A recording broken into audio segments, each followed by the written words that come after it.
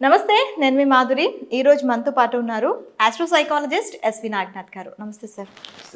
Sir, చాలా కేసులు మీరు మీ పరిధిలోకి వచ్చినవి చాలా ఇంటెలిజెన్స్తో చాలా బాగా వాటిని రెక్టిఫై చేసి వాళ్ళకి ట్రీట్మెంట్స్ కూడా ఇస్తూ ఉంటారు. ఇప్పుడు నేను అడుగుతున్న క్వశ్చన్ ఏంటి అంటే, సొసైటీలో చాలా కాలంగా చాలామంది మీడియా ముందుకు వస్తున్నారు. ఎలా అంటే వాళ్ళతో ఒక రిలేషన్షిప్ మెయింటైన్ చేస్తారు. అమ్మాయిలు అబ్బాయిలతో రిలేషన్షిప్ ఒక మెయింటైన్ చేస్తూ ఉంటారు. ఒక జర్నీలోని వాళ్ళు అంటే వాళ్ళతో జర్నీ జరుగుతుంది, ఈ టైప్ ఆఫ్ జర్నీ జరుగుతోంది అని చెప్పి పక్క వాళ్ళకు కూడా తెలియదు, వాళ్ళ ఫ్రెండ్స్కే తెలియదు. అలాంటి జర్నీ చేస్తూ ఉంటారు. అప్పుడు ఫ్యామిలీ కానీ ఫ్రెండ్స్ కానీ ఇవేమి గుర్తురావు. ఆ జర్నీలో వాళ్ళు ఎంతలా దిగజారిపోతున్నారు అంటే, మ్యారేజ్కి మనం ఒక సెక్స్ అనేది మ్యారేజ్ తర్వాతే చేయాలి అనుకుని ఒక కట్టుబాటు ఉన్న ఇండియా లాంటి దేశంలో మ్యారేజ్కి ముందే ఇవన్నీ ఎలా శృంగారం సంభోగం కూడా సిగ్గుపడేలా వీళ్ళ బిహేవియర్లు ఉంటున్నాయి. అవన్నీ వీడియోస్ రూపంలో కూడా కనిపిస్తున్నాయి. మనకి రీసెంట్గా ఒక లేడీ పోలీస్ ఆఫీసర్ మీ వీడియోలు చూడడానికి నాకు సిగ్గేస్తుంది అమ్మాయిలు అని చెప్పుకొని బాధపడిన సిచ్యువేషన్ కూడా ఉంది. సో వీళ్ళు ఇక్కడతో అవుతున్నారా? ఫస్ట్ పోలీస్ స్టేషన్ కంటే, నాకు అన్యాయం జరిగింది అని పోలీస్ స్టేషన్ కంటే ముందు మీడియా వరకు వెళ్ళి మీడియాతో పంచుకొని మొత్తం వాళ్ళ లైఫ్ని వాళ్ళే ఒక సొసైటీ ముందు పెట్టేస్తున్నారు. అసలు వీళ్ళు ఎలా వెళ్తున్నారు సార్? మైండ్ సెట్ ఏంటి? ఎందుకు ఇలా తప్పుద్రోవ పడుతున్నారు?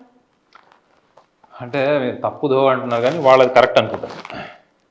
ఎందుకంటే మీరు అడిగిన దాంట్లో మర్మం ఏంటంటే, చాలామంది స్నేహితుల్లాగా ఉంటారు. ఆ స్నేహం కాస్త మళ్ళీ ఒక ఇంటిమెసీ లెవెల్కి తీసుకెళ్తుంది. ఈ ఇంటిమెసీ లెవెల్ నుంచి బౌండరీస్ని కూడా బ్రేక్ చేసే లెవెల్కి తీసుకెళ్తుంది. బౌండరీస్తో పాటు నార్మ్స్, ఎథిక్స్ అన్ని కూడా బ్రేక్ చేసే స్టేజ్కి వెళ్ళిపోతారు అమ్మాయిలు. అప్పుడు ప్రపంచం అవసరం లేదు వాళ్ళకి, తల్లిదండ్రులు అవసరం లేదు, మీడియా అస్సలు అవసరం లేదు. అర్థమైనా?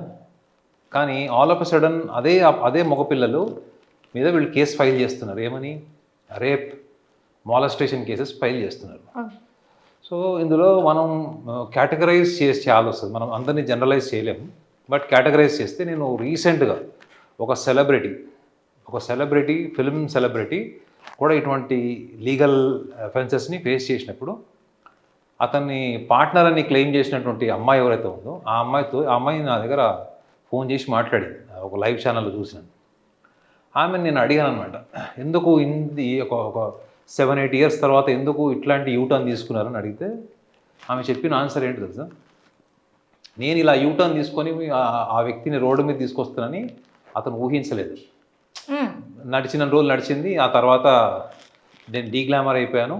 కొత్తగా గ్లామరస్గా ఉన్న అమ్మాయితోని అతను రిలేషన్ పెట్టుకున్నాడు, నన్ను తీసి పక్కన పెట్టాడు అని ఆమె చెప్పింది. అందులో చూడండి ఎంత బ్లంట్గా చెప్పిందంటే, he didn't expect that I am definitely I'll come and appear in the media to exploit all the relations. విచిత్రం ఏంటంటే, వాళ్ళిద్దరి మధ్యలో ఈ 7 ఇయర్స్ కూడా ఎటువంటి కండిషన్స్ లేవు, బయాలజికల్ కండిషన్స్ లేవు, సెక్షువల్ కండిషన్స్ ఏమి లేవు. They had everything what generally wife and husband suppose to have after the marriage. Okay. కానీ ఇందులో వీళ్ళ స్పెసిఫిక్ మైండ్ సెట్ అన్నప్పుడు మనం కేటగరైజ్ చేయాల్సి వస్తుందండి. చాలామంది ఆడవాళ్ళలో డామినెంట్, అర్థమేనండి, వాళ్ళు డబ్బు కోసం చేయరు ఈ ట్రిక్స్, డామినేషన్ కోసం చేస్తారు. Authority and domination. Authority of what? వాళ్ళ మాట అవతల వాళ్ళు వినాలి, వాళ్ళ మాట లేదా వాళ్ళ ఐడియాస్, వాళ్ళ డెసిషన్స్ కూడా అథారిటేటివ్ ఉండాలి. సో వాళ్ళు ఎప్పుడు కూడా ఈ డొసైల్ కన్వెన్షనల్ లైఫ్ స్టైల్ వాళ్ళు ఇష్టపడరు. ఇది వన్ కేటగిరీ ఆఫ్ ఉమెన్. రెండో వాళ్ళు ఎవరు ఉంటారంటే, those who are very much emotionally insecured. అంటే వాళ్ళు ఒక వ్యక్తితో ఉన్నప్పుడు ఆ వ్యక్తి ఇంకోళ్ళతో చనువుగా ఉన్నా, మాట్లాడినా, లేకపోతే వీళ్ళని కొంచెం నెగ్లెక్ట్ చేసినా వీళ్ళు తీవ్రమైనటువంటి మనస్తాపాన్ని చెందిపోతారు. మనస్తాపం చెందడం వెనక కూడా వీళ్ళలో ఒక రాడికల్ నేచర్ ఏముంటుందంటే, అవతల వ్యక్తితోని ఉన్నప్పుడు వాళ్ళు సభ్య సమాజంతో, ప్రపంచంతో యుద్ధం చేసేవాళ్ళు ఒక్కసారి యూటర్న్ తీసుకొని అదే వ్యక్తిని వాడు చనిపోతే బాగుండు, నాశనం అయిపోతే బాగుండు అనేటువంటి యూటర్న్ తీసుకున్నటువంటి సైకి ఉంటుంది. సో వీళ్ళ లోపల బయట మాట్లాడే ఎమోషనల్ ఆస్పెక్ట్స్ని, వాళ్ళ సాఫ్ట్ వర్డ్స్ని కానీ మనం చూసుకుంటే వాళ్ళు చేసినటువంటి పనులు, వాళ్ళ గతంలో తీసుకున్నటువంటి నిర్ణయాలు అక్కడెక్కడ కూడా మ్యాచ్ కావు. సో వీళ్ళకి కూడా పర్సనాలిటీ ఏముంది అక్కడ, వాళ్ళ personality what kind of personality people are అంటే definitely they have a tendency of cruelty. Okay. అది క్రుయాలిటీ ఎట్లా అంటే మిమ్మల్ని కత్తితోనో ఆయుధంతోనో రివాల్వర్తోనో పొడిచే క్రుయాలిటీ కాదు, ప్యూర్ సైకలాజికల్ వెంజెన్స్, అంటే కక్ష సాధింపు మానసిక స్థితి అది. ఓకే, వీళ్ళకి సెక్షువల్ సైకిజం ఎంతవరకు ఉంటుంది అంటే ఆఫ్టర్ వీళ్ళు విడిపోయిన తర్వాత పార్ట్నర్తో ఇప్పుడు ఎవరైతే కలిసి ఉంటారో వాళ్ళ మీద సెక్షువల్ సైకిజం నేను వాళ్ళని అడిగాను మేడం, ఇట్లా రోడ్డు మీదకి వచ్చి మీడియా ముందుకు వచ్చి హంగామా చేసి నన్ను మాలెస్టేషన్ చేశారు, నన్ను రేప్ చేశారు, ఇట్లా మాట్లాడిన అమ్మాయిలు ఉంటారు కదా, ఇది over period of time intimacy relation తర్వాత వాళ్ళు ఎక్కువగా అసలు వాళ్ళ రొమాంటిక్ నేచరే లేదు వాళ్ళకి అసలు. They are not romantic even during the relation are in to good terms. When they are in to good terms also they are always seeking what, insecurity. వీడు నా దగ్గర నుంచి ఎక్కడ వెళ్ళిపోతాడో, వీడు నాకు దూరం అయిపోతాడేమో, నన్ను వదిలేస్తాడేమో, నాకన్నా అందమైన అమ్మాయి దగ్గరికి వెళ్ళిపోతాడేమో.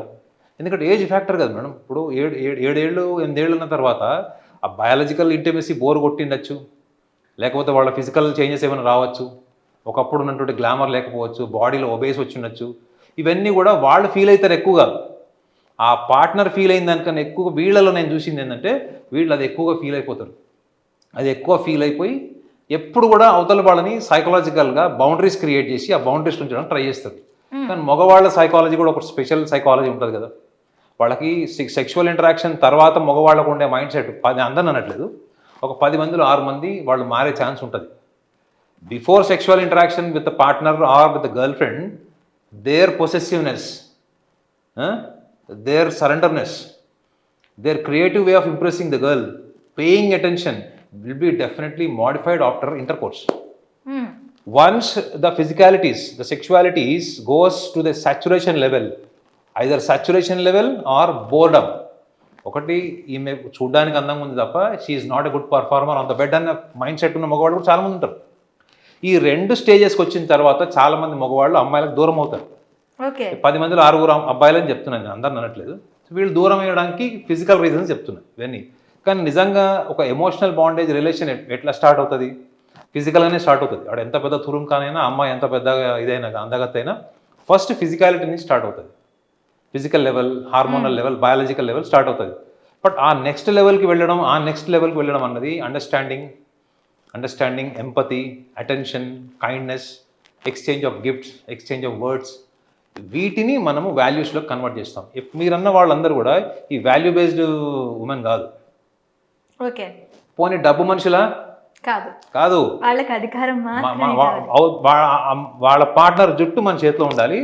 ఒకవేళ వీడు నన్ను కాదని ఇంకోటి చేసుకుంటే వీడు నాశనం అయిపోవాలి, వీడు చచ్చిపోవాలి. ఓకే, ఇక్కడ వాళ్ళకి ఎలాంటి క్రిమినల్ ట్రిక్స్ ప్రే చేస్తాం, that's what I'm saying. Because ఇప్పుడు ఒక అమ్మాయి అబ్బాయికి దూరం అయ్యారు ఏదో కారణాల వల్ల. జనరల్గా మన సినిమాలో ఏం చూస్తాం, అమ్మాయి తెగ బాధపడిపోతున్నట్టు, ఏడుస్తున్నట్టు, అబ్బాయి బాధపడుతున్నట్టు చూస్తాం. ఇక్కడ ఇది ఆ సినిమాలకి సెట్ కాదు.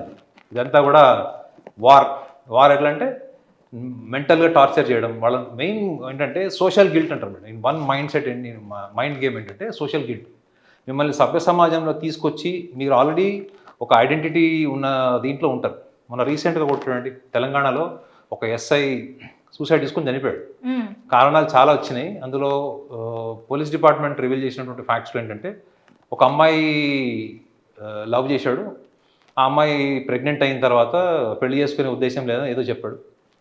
చెప్పిన తర్వాత ఆ అమ్మాయి బ్లాక్మెయిల్ చేస్తాను, నేను మీడియాకి వెళ్తాను, పోలీస్ డిపార్ట్మెంట్లో నేను పరువు తీస్తాను అని బెదిరించడం స్టార్ట్ చేసింది. చాలా కష్టపడి చాలా పేద కుటుంబం నుంచి వచ్చి అతను స్ట్రగుల్ చేసి ఎస్ఐ అయ్యాడు. ఈ రేపొద్దున పరువు పోతుంది అనుకున్నాడేమో కానీ ఆయన రివాల్వర్తో షూట్ చేసుకున్నాడు అన్నది కథనం. అది యాక్చువల్లీ జరిగినటువంటి వచ్చింది. కానీ ఆ అమ్మాయి మీద ఇన్వెస్టిగేషన్ చేశారు. ఆ అమ్మాయి మీద ఆల్రెడీ ఇట్లాంటివి ఈ ట్రాప్ మెన్ అంటే మగవాళ్ళని లవ్ పేరు మీద ట్రాప్ చేసినటువంటి 11 కేసులో 16 కేసులు ఏవో. అంటే ఆ అమ్మాయి మనీ కోసం చేసిందా, అధికారం కోసమే చేసిందా?